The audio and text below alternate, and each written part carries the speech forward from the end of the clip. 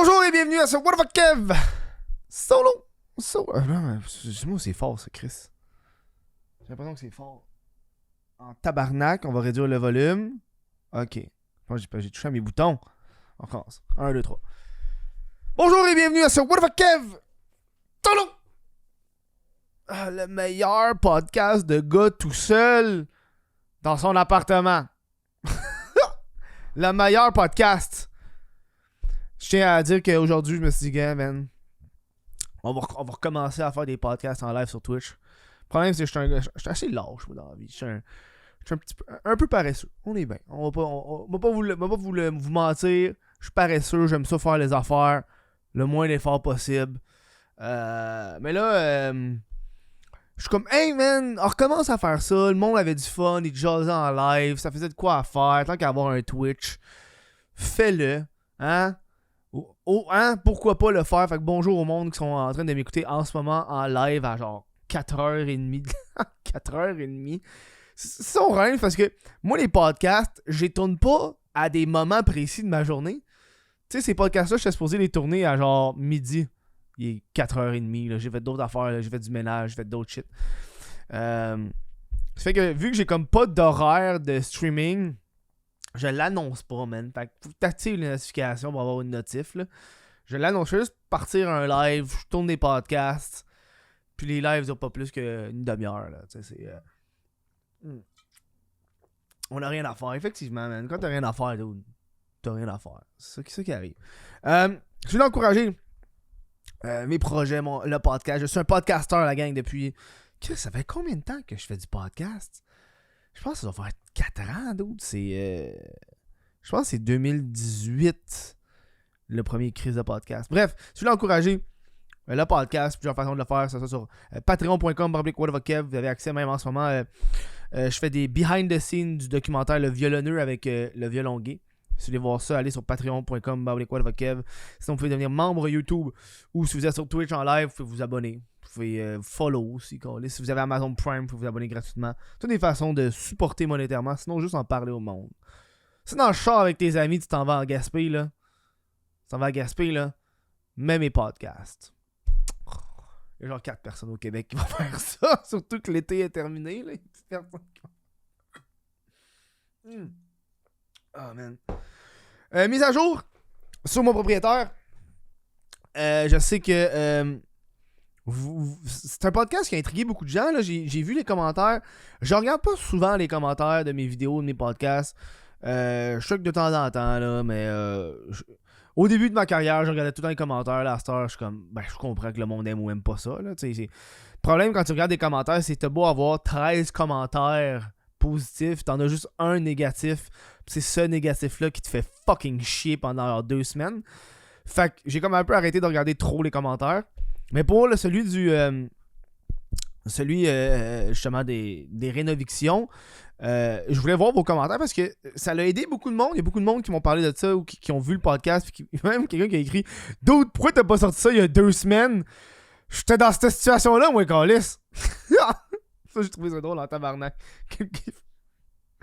Donc, une mise à jour. J'ai lu, je pense qu'il y a du monde qui m'ont contacté, même sur Patreon, sur Instagram, pour me dire, yo, contacte la frappu. C'est comment t'appelles ça? La frappu ou la frappu? Je pense que c'est la frappu. Frappu. Front d'action populaire en réaménagement urbain. Ok, ouais, la frappu.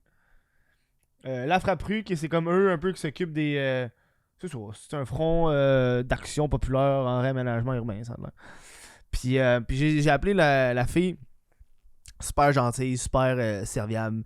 Puis j'avais comme un peu oublié. En fait, non, j'ai pas appelé, j'ai envoyé un courriel. Puis j'avais comme un peu oublié, j'ai fait ça. Puis elle m'a appelé genre 2 semaines après pour me dire ouais, c'est tombé dans mes pourriels, là, je te rappelle. Puis là, elle m'a full aidé. Un peu pour mettre ça au clair. J'ai comme tout pris en note. J'ai une grosse feuille de papier avec toutes les notes, man, de tout ce qu'elle m'a dit. Fait que je vais vous lire ça.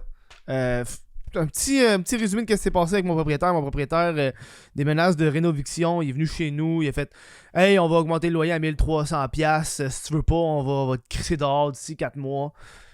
En résumé, c'est ça. C'est vraiment juste ça en résumé.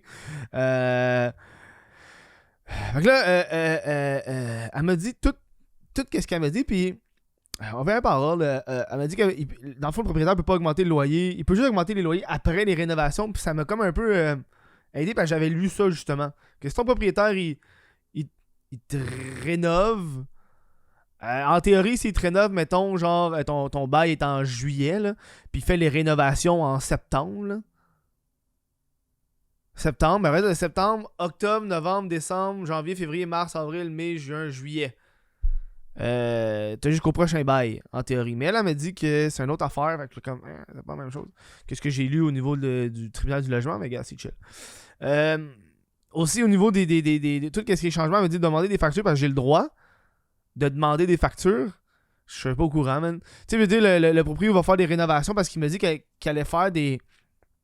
Ah, il va augmenter le loyer majoritairement parce qu'il fait des rénovations dans le bloc. Tu sais, des rénovations. J'ai rien vu. Le bloc n'a pas changé depuis genre 5 ans, tabarnak. Là. Il n'a rien changé dans l'hostie bloc. Puis il m'a dit qu'il allait faire une grosse augmentation. Fait que j'ai parlé à la fille, j'ai dit, j'ai-tu le droit de faire ça? Puis elle m'a dit, tu sais, si des rénovations, c'est comme, ok, changer la tuyauterie, changer des affaires qui fait que directement, moi, dans mon bloc ou dans mon appartement, ça va m'aider. Il peut me charger pour ça. Mais là, elle me dit, toi, tu as le droit de demander des factures. Puis là, ça va aller, encore une fois, selon des calculs de combien que lui a mis, divisé par le nombre de blocs, le nombre d'appartements qu'il y a dans le bloc. Fait qu'il peut pas juste augmenter, genre, de même d'un montant qu'il veut, là. C'est genre, donne-moi des factures. Puis s'il me donne pas de factures, ben, je peux juste refuser. Puis rendu là, on s'en va en cours. Puis si on s'en va en cours, ben, il faut qu'il donne les factures au gars, là. Il faut qu'il donne les factures au tribunal du logement, là. Fait qu'elle m'a dit, dans tous les cas, tu peux demander des factures puis il doit te les donner. S'il te donne pas, il n'y a rien qui justifie ces augmentations de loyer. Fait que tu sais, c'est ça. Puis elle m'a dit que...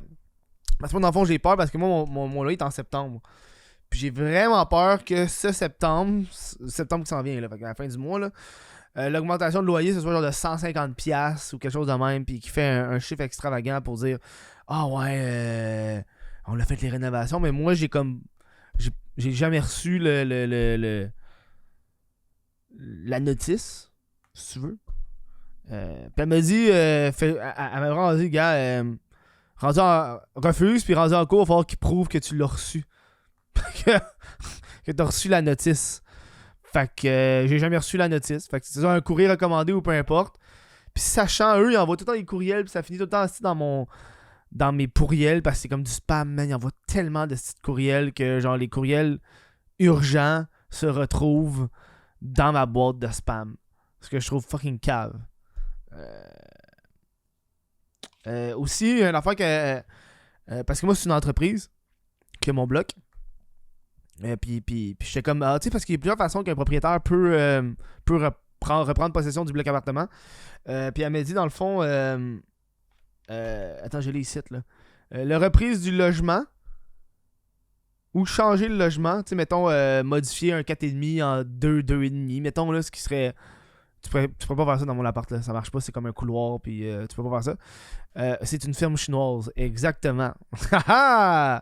C'est une firme chinoise. Fait qu'on parle juste en anglais. Fait que c'est fucking rough.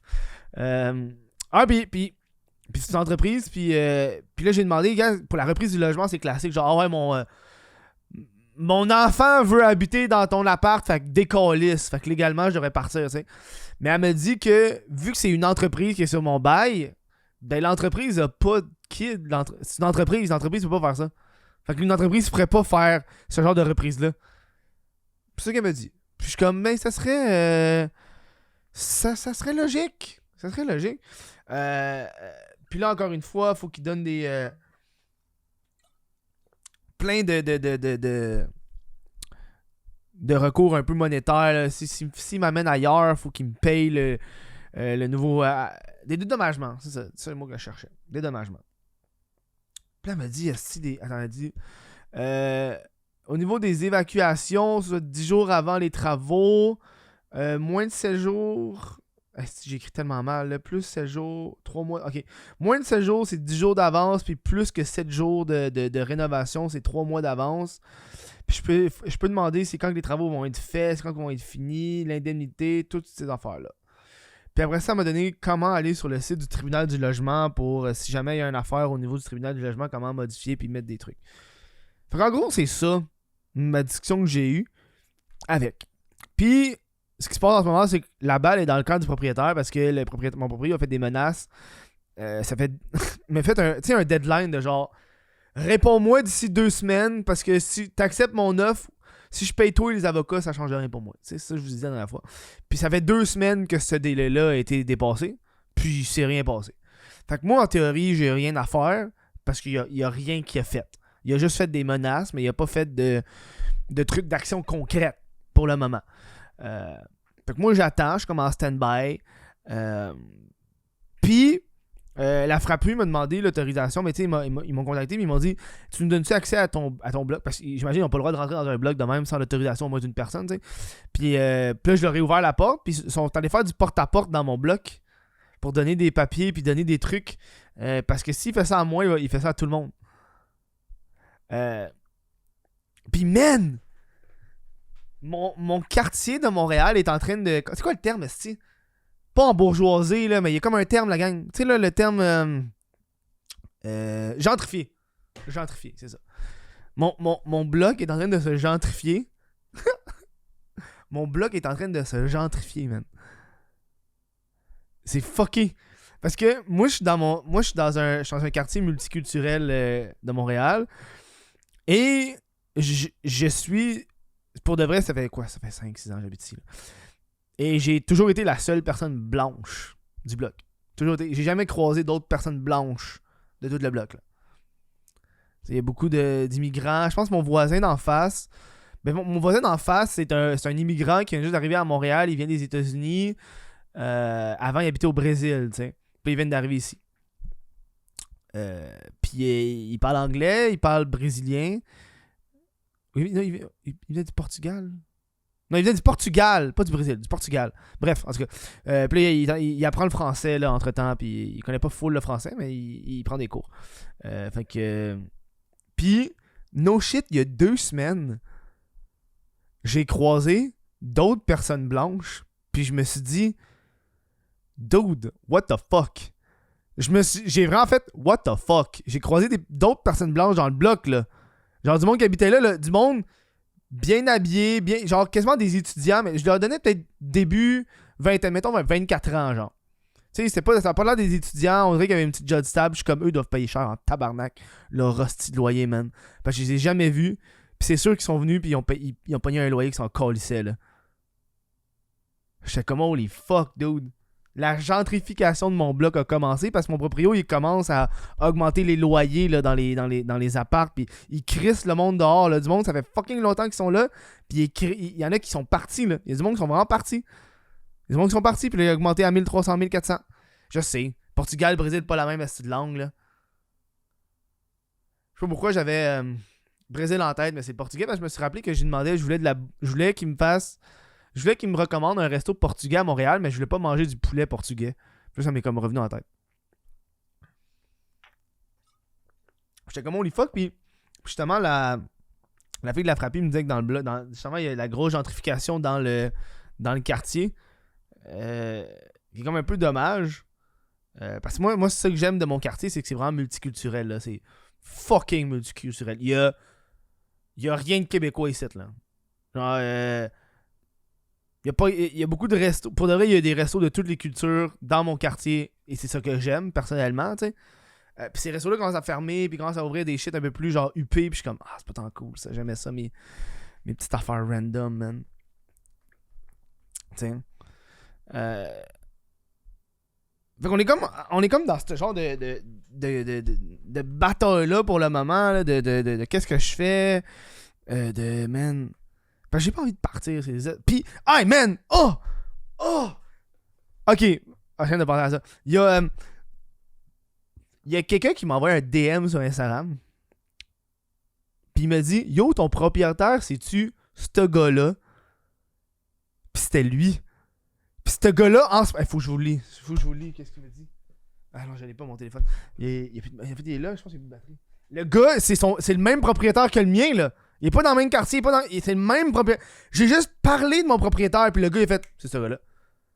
Ce gars-là, en ce moment, là, il m'expliquait que lui, il est en cours contre mon propriétaire. Ils ont fait un rassemblement dans le bloc à cause que de l'insalubrité, qu'il a manqué, le chauffage a été coupé. Attends, man, je pense que je vais vous le lire. Ça va aller bien plus vite, câlisse, que juste d'essayer de vous dire qu'est-ce qu'il m'a dit, mais c'était genre ça, là. Attends, moi vous lire, là. T'es où? Ok, tu m'as envoyé un message. Je les cite. Non, mais il y a 56 autres issues, genre, qui coupent le chauffage en mars, insalubrité, prend pas soin du bloc pour fuck all. Il faisait 14 degrés en dedans en avril dans notre logement.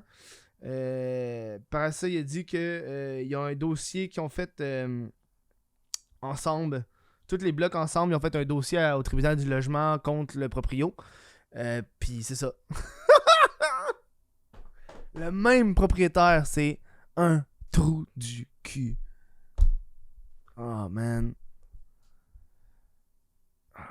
Je paie 400$ de loyer pour mon 4,5. Puis mon chum a carrément dit au nouveau proprio, si tu augmentes de loyer, refais l'électricité puis le solage, puis on paye 300 d'électricité tellement c'est mal isolé. Holy shit, hein.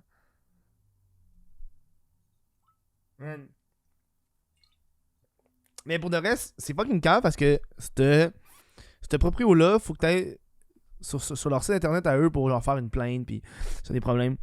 Puis quand ça va sur leur site à eux, legit, tu peux voir ce que les autres ont mis comme plainte. C'est tellement cave. C'est tellement... Sur Google Review, tu vois que le monde, ils mettent des shit qui sont allés en cours contre eux. C'est absurde. C'est absurde. Bref, c'est la mise à jour que j'avais pour vous aujourd'hui. Pas grand chose parce que ça a stagné, mais au moins, gars, je me suis fait rassurer. On est en attente. On va voir c'est quoi le move que le proprio va faire d'ici la fin du mois. Mais comme je vous dis, je vais me battre. Je quitte pas mon appartement. Pour ceux qui se rappellent pas, je suis à Montréal. J'ai un 4,5 à la maudite somme de 695. 695, un 4,5 à Montréal. Et vous comprendrez que je veux pas partir parce que si je pars, un 4,5, ça va venir à 1300$. Puis ça me tente fuck all. Ça me tente fuck all. Hein? C'est pas cher, dude. C'est une denrée rare, mon chum. Ça n'existe plus. Petit Christ de...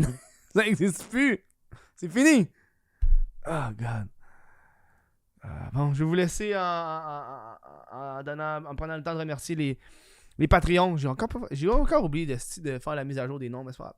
Gabriel Paquette, Cédric Martin Côté, Jesse Desormeaux, Arbo Raymond, Olivier Bousquet, Félix Crochetière, Chez, Joanie Gagnon-Blais, Yancy Lévesque, Thomas Bélanger, Jean Robin, Vincent Joyce, Jonathan Brunet, Mylène Lavigne, Édouard Godette, Daniel Savard et Jonathan Morissette. Merci aux membres Patreon de me supporter. Si vous voulez supporter le podcast, ça se passe sur patreon.com. Merci au monde qui m'écoute en ce moment sur Twitch. Nous autres, on va tourner un autre podcast. J'ai envie de vous montrer ce que j'ai dans mon frigo. On va faire ça. Je trouve ça absurde. J'aime ça, c'est le genre de curiosité bizarre. On va parler de ça. J'espère que vous avez apprécié ce podcast-là. Moi, je vous laisse. Puis on se revoit au prochain show. Ciao la gang.